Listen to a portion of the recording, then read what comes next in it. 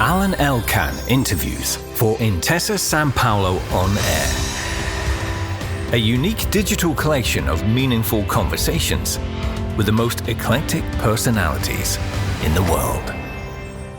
This interview takes place in Ludovico's hometown, Torino, where he was born and partly raised.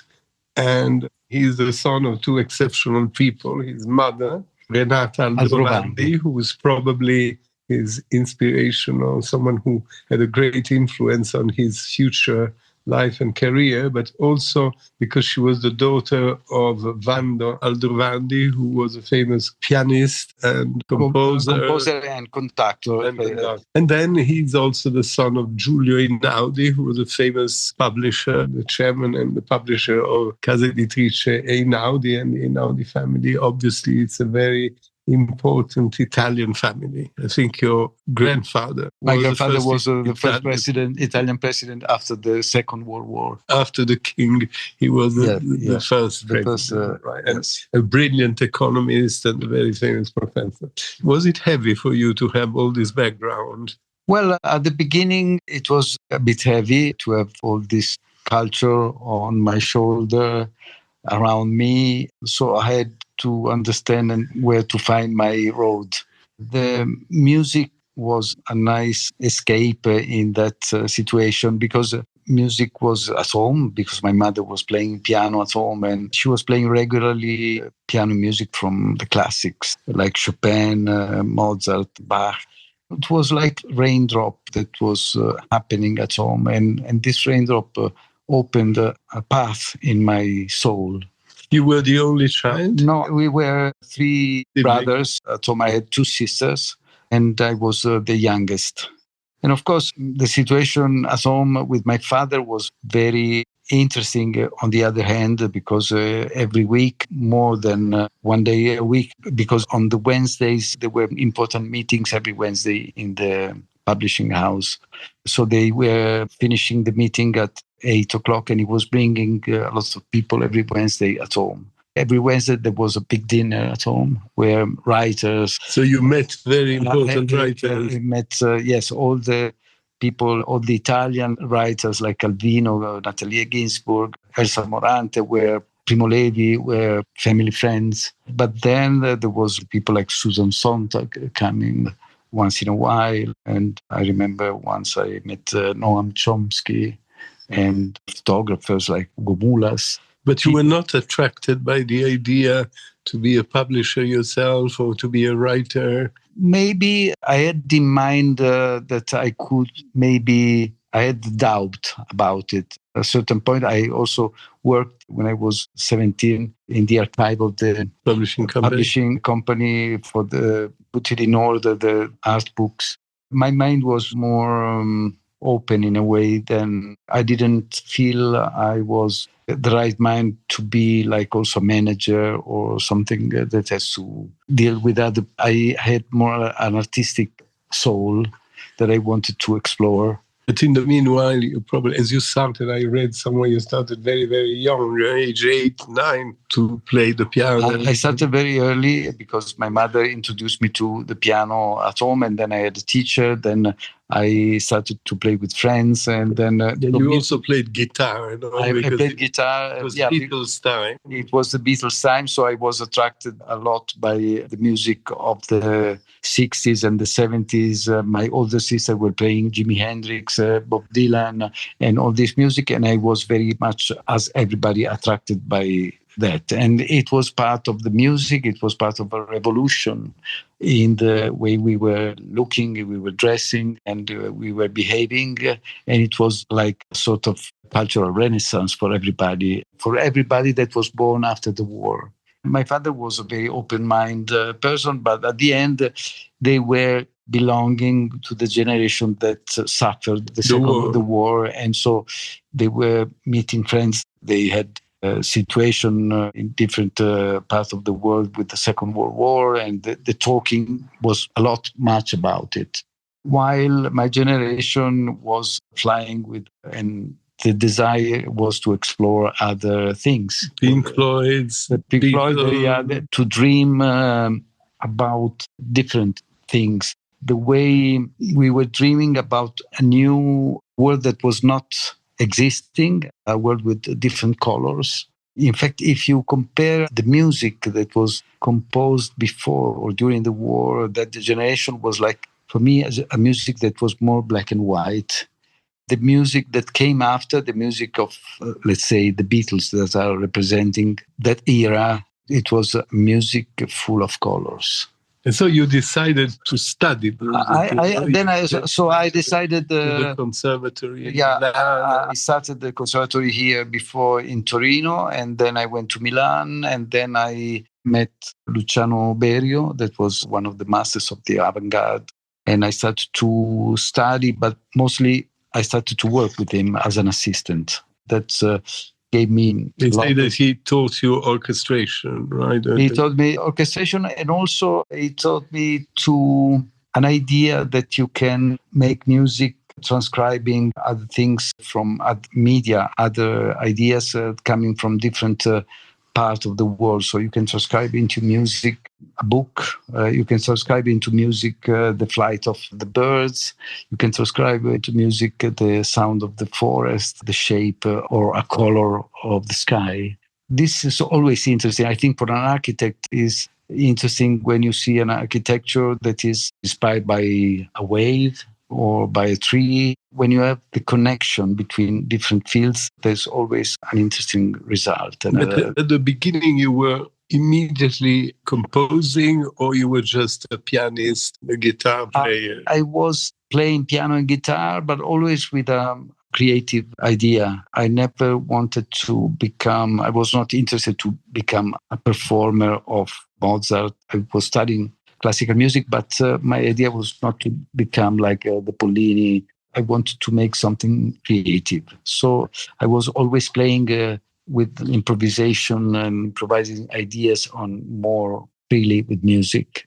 And I just had to understand how to do it, how to find my connection with my soul. And so at the beginning, I tried to explore the world of contemporary music, avant-garde, and then I felt that it was not my cup of tea. Which was your cup of tea? Music that was connected with all the music that I've been growing up, music that was able to contain the emotions, the forms also that were coming from popular music and classical music. I think the avant-garde was cage that was too narrow for my vision, for my soul. And I wanted to be more free and open to involve different worlds. Let's talk about music, because not everybody knows, neither myself. In the life of someone who expresses himself, there are several languages, right? There are people who use the words, they write poems, they write novels, short stories. Other people are mathematicians, so they use numbers and formulas, and then they're just pure mathematicians, or they go into science and so on and so forth. Music is another language. It's another kind of language. Yes. So what happens? You have to learn this language, feel at ease, feel that through that language you express yourself before you decide what to express. There are people that study music, other people that don't study music, and they can create music. Like we were talking about the Beatles, so they started to create music without studying at the conservatory, and they made great songs. You don't start making music without having listened to other music. You inherit something. There's an heritage. It can be an heritage of classical music, an heritage of rock and roll. The Beatles were connected with the rock and roll, with Elvis Presley, the blues, and other folk traditions. I grew up, my heritage was partially coming from my mother, from the classical Bach, Chopin, and Schumann. And the rest of the music that I was listening to, there was a lot of folk and rock music. And then I grew up listening also to jazz. And then I created my preferences. I created my background of music that was created by myself listening to some different worlds of music. In a way, this different music that I listened to, they created my taste. Probably there is something similar also when you read different books. And we were talking about Calvino. You may like the way Calvino described meticulously certain things, and you try, if you like it and you want to write, maybe you take something of that and you try to make it. This is more or less the same that happens with plastic artists. Some know how to draw well, some others less. But I mean, they are influenced by there is an influence before. Yeah. This is certainly true maybe for the science, the process of science. Yes. Then, of course, it can happen that you like a lot of music or a lot of books and you are not able to write a book or to write a piece of music. Yeah, but you quite soon had confirmation that your music was okay. I mean, you had concerts, you had awards, you created a lot of music for cinema, for TV series, Italian films, for instance, with people like Nanni Moretti. Yes. You did the music for a famous movie called April. Yes. And then you worked on a TV series, Dr. Zhivago, and I did, also This Is England in the UK. You were quickly well known also in other countries, not only in Italy. I have to say that the UK was one of the first countries that started to recognize my work and to appreciate my work, to play my work in the radio. And so it was even before Italy and then Germany, then through the films, my connection with an audience was becoming big also in France with the film Intouchable. And then Intouchable was quite a big success around the world. So this opened a lot of... Plus you were also influenced partly by Maurice Jarre, no, the French musician. Not particularly. Maurice Jarre, I know who he is, but I never had a particular interest in his music. I read that you worked in a film with Clint Eastwood, for instance, on J. Edgar. They used some of my music for that. I didn't have a specific contact with him. I did also more recently the film score for The Father with Anthony Hopkins, and another film that was quite interesting was Nomadland, that was won few Oscars 3-4 years ago.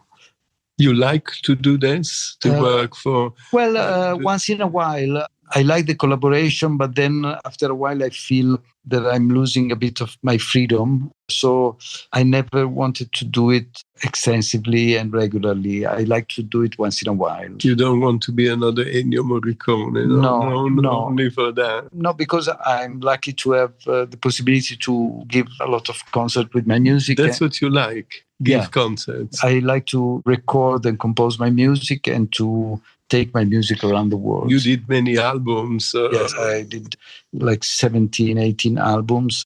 This is what I'm doing now. So now I do like 100 concerts every year. That's a lot. It's a lot. And you do them all over the world? I do them all over the world. I was recently in Asia, and in 2 weeks I start again a tour in Europe between Budapest and Rome, Germany, London, France. And you like that? It's a balance. Sometimes I arrive to do too much and then I want to stop. Then I start again. So it's a balance. Sometimes I like to stay home, be quiet. Sometimes home in Turin, right? In this home in Turin, and also in the countryside where I love to stay here. Close to Torino is Dogliani in the Langhe. Where you make the famous wine, no? Where my family makes the wine. My cousins now, they make the wine.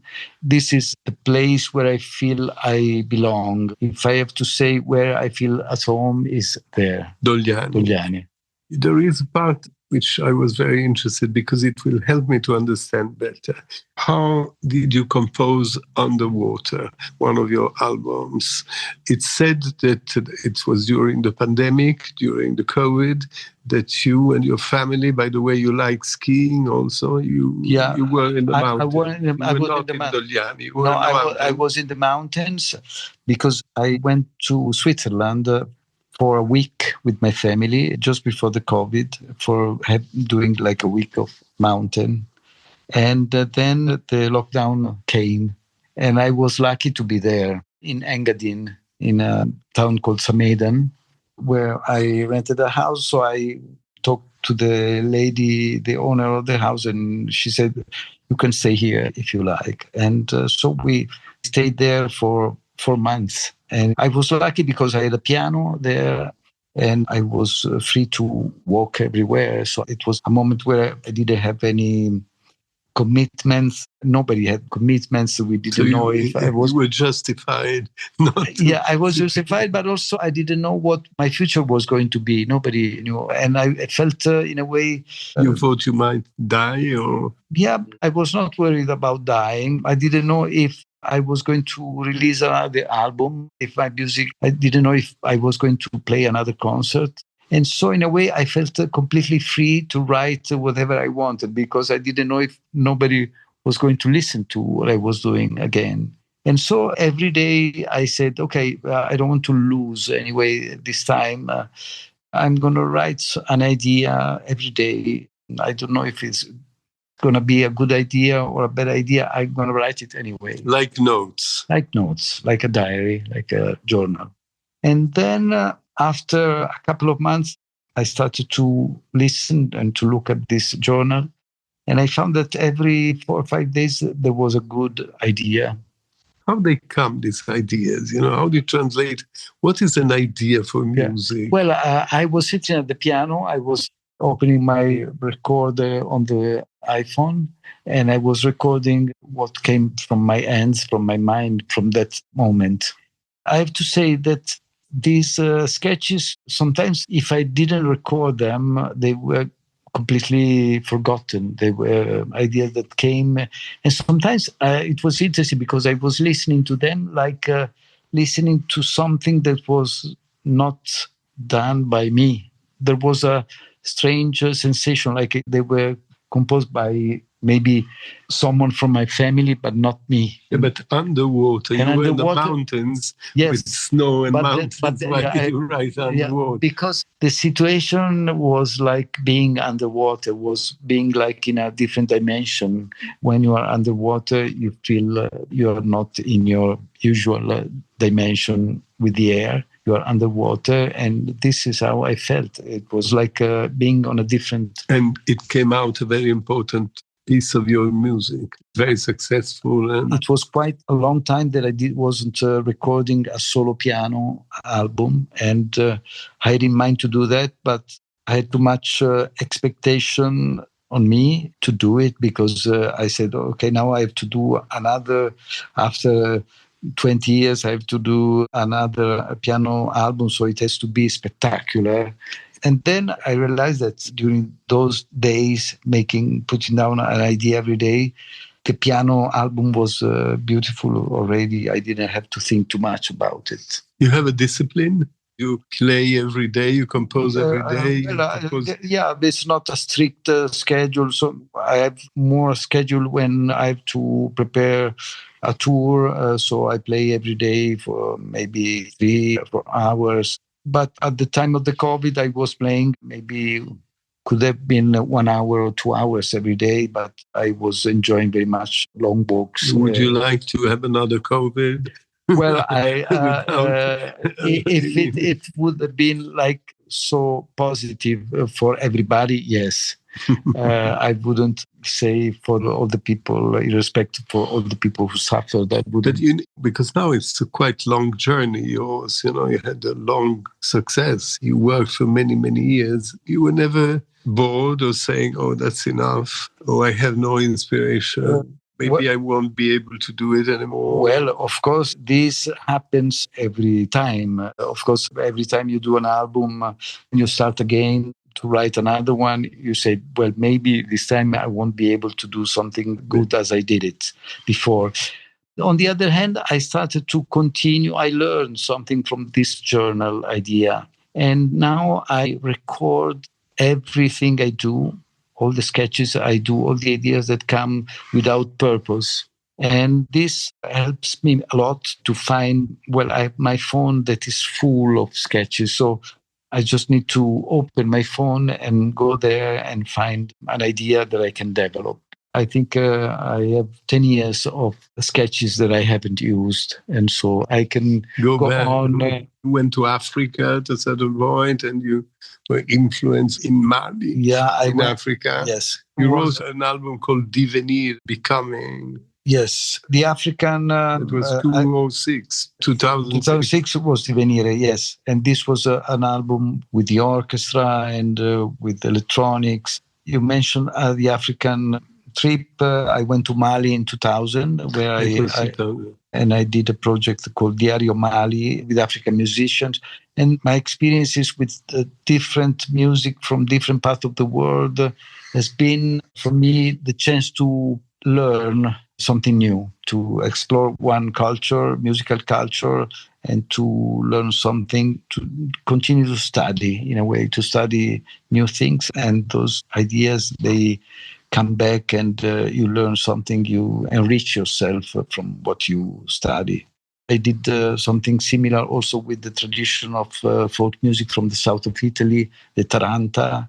And I did something with Armenian music. And also when I was doing the Zivago project, I was working with some Russian musicians. So it's always the chance to dive into different cultures that enrich your music. My music. Yeah. But how would you describe music of yours? What kind of music it is? They said he's a classic, he's a minimalist, he is many other things. They gave you many names. Many labels. Now the new label for my music and for the generation of new composers is neoclassical. I don't know, because the labels are always a bit narrow. I think it's a music that drive influences from many sources, as I said. And so I think there are different layers that connect with different music. You can hear some layers inside that are coming from Bach, and other layers that come from the Beatles, and other layers come from folk music. But you like tranquility, no? You like to give this feeling, no, more than excitement or nervousness. So yeah, but I think there is a calm, but there is also excitement in the way I create the crescendos. There are big crescendo. If you come to my concert, there are moments of suspension, tranquility, but there are moments of big crescendos. And I think there is a connection also with the way the crescendos are coming in the tradition of Baroque music. In Baroque music, you have levels of crescendo. It's called like terraces. And so there is a moment that is there, and then there's a second terrace where you pass from the piano to the mezzoforte, and then to the mezzoforte, to the forte, and then to the fortissimo. It's like changing gears. It's a bit like the gears of a car. When you used to change the gears of a car, you can change the gears of the car, forcing the engine, but also there's a different way of driving where you listen to the engine and you harmonize, and you change the gear in the exact moment where the engine is not struggling. And so the crescendo is harmonic. And you never thought of singing? No, because I don't think I have a good voice for singing. I sing with the piano. Because many Italians are so-called cantautori, they write songs and they write words and then they sing, and you were never attracted by that. No, I was never attracted by that, because I feel my voice is represented by the piano, and the way I play the piano is melodic. But there are other composers or musicians that are similar to you, not similar in the sense of same music, but who you consider your peers? Or there is a new generation now with composers, like in Germany, there is a composer called Max Richter. There is another Icelandic composer called Olafur Arnalds. There is a pianist from the northern countries. It's called Anya Rani. There is a group of people that are working. But you're not a movement. I mean, even in the art world, in the literary world, nowadays there are no movements. Yeah, I think cinema, there are no movements, no neorealism, there is no. In a way, we belong to a generation that is connected with the minimalism movement. that was, in a way, explored originally by composers like Philip Glass, Steve Reich, but then everyone took and evolved the... This is something related to the 80s. Now in literature, there was Raymond Carver and his minimalist writers in the United States. Yes. Of course, now there's been a big change and evolution from that. But I think if I have to draw a family tree, I would put one of the, maybe not the father, but the brother of my father, Philip Glass, would be there. Maybe Philip Glass, yes. And you keep on evolving and changing. Yes, I always try to evolve and change, because if you stay with what was successful, you become bored about yourself. It's boring for me. The success of what you do is when you find a young new blood in your creativity. Your father's publishing company, where you were born and met all these famous authors, writers, poets, the company was political in a way. I mean, they had a political view. Even if literature is above politics, I mean, there was an involvement in politics. Yes. Is it the same in music for you or not at all? Because not all artists are involved in politics. Yeah, I have my political ideas, but I don't mix too much my music with politics. I prefer to leave it open and free. And I think probably the music itself expresses a vision of what is your ideal world. I mean, the expression of a music, it's creating a world that is transmitting some elements of the vision of your ideal world. The only thing I've done in a sort of political sense was in 2017 or 16, when I did a project with Greenpeace to support the protection of the Arctic Sea. I went to the North Sea in the Svalbard Islands to make a video. I played in front of a glacier and we made the video. And in that sense, I created a piece of music that was dedicated to that. But when we talk about music and piece of music, I mean, let's take two kind of, there's Portugal and Brazil. It's more or less the same language, but they're two very different countries. Portugal is the country of fado, which is quite a sad music in a way. And Brazil is the music of samba, which is very joyful music. So do you locate yourself in one of these categories, or what do you try to give to the people who listen to your music? It's an interesting question. I would say one word that may sound obvious, but I think the main feeling is love. Love. Yes. The connection between me and the others, the connection between everybody. So I think it's a moment, the concert for me, it's a moment where I try to create, and I hope I create a connection of love between me and everybody and in the whole. It's also a peaceful moment. The energy of love is something that is... Yeah, we talk a lot about love. In the world, there's a lot of wars and disasters. And especially now, where the world has turned so badly through incredible situation that you wouldn't expect anymore. We face the people are suffering everywhere. And you would like to do concerts for suffering people, for people who are... Yes, I also made an opera a few years ago based on a story about migrations. The libretto was written by the Irish writer Colm Toibin, and it was a beautiful libretto, a beautiful story. So this was a sort of political... Music, especially yours, who has no words, this is different because it was an opera.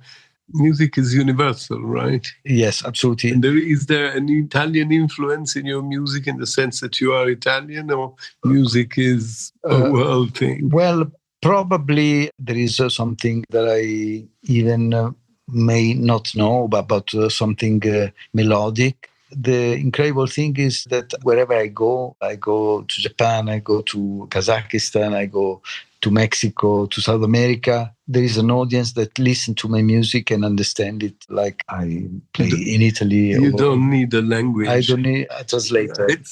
I'm lucky to don't need a translation of... And you like to be a traveler? Yes, I like to see the world through my work and to have the chance to see. And your music is good for young people, is good for old people, is good for people your generation, is good for everybody. I think it's good for everybody, and I'm happy to see that the more I grow up and the more there's a young generation that comes to my concerts. So people are always surprised to see so many young people at my concert. There's a young audience, and I love that. I love that I still can have the possibility, the chance to be in touch with the younger generation, and this is great for me. And music is an incredible language, right? People love music. People love music, because it's so light and able to enter. It's also feeling, right? You make me very sad, or it makes you very happy. It's like an abstract magic that creates all sorts of emotions, and it's so beautiful that with the sound you can. And among your many albums, many music, are there some icons? What would I call them? Some music that people remember. There are some tracks, some specific tracks from certain albums that have become classics, cult.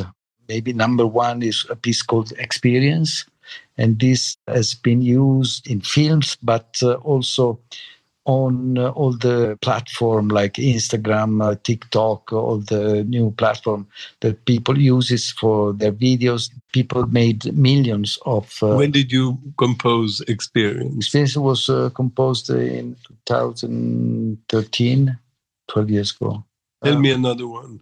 Another one is Nuvole Bianche. This is a piano piece that has been composed in 2004. And this is the other piece that I have to play.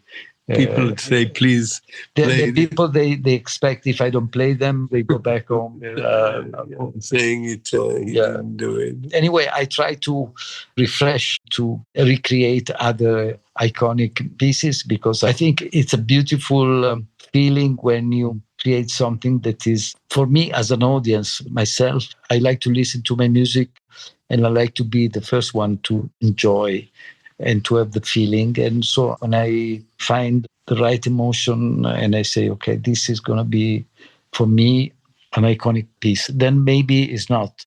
You became a star, maybe because you belong to such a prominent and successful and extraordinary family. You seem to be simple. You are a star, but you're not a star. Yeah, I am a simple person. I think I enjoy simple things of life. And I have to say, I still feel I haven't changed so much. I have the same doubts about myself that I had 40 years ago when I was composing the first pieces. And this keeps me, in a way, young, because I don't think too much that I have millions of streaming. I don't care. I care more about the fact that I have to write another piece of music that has to be better than the last one. You will be at the Albert Hall in London soon for several days, which is quite unusual. 6 concerts. 6 concerts. In a row. You just said before that England was the country that more or less discovered you, or was the first country where you were very successful. So you are obviously very well known. So I feel very connected to the English culture, English musical culture, because I grew up with their music. And so it's an honor for me to be involved and in touch with London, with the English people and with the British culture, with all the rest of the people that will come from abroad also, for sure, the Royal Albert Hall. So I'm very happy. Are you nervous or shy when you're on the stage? When I go on stage, there's always a bit of thrill before, but I remember the first night I played many years ago, the Royal Albert Hall, I was quite nervous. But then I got more used to it. You never get used completely to that moment, but it will be great to be there for 6 nights. I'm much looking forward to it. Thank you.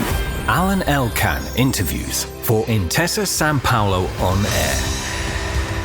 A unique digital collection of meaningful conversations with the most eclectic personalities in the world.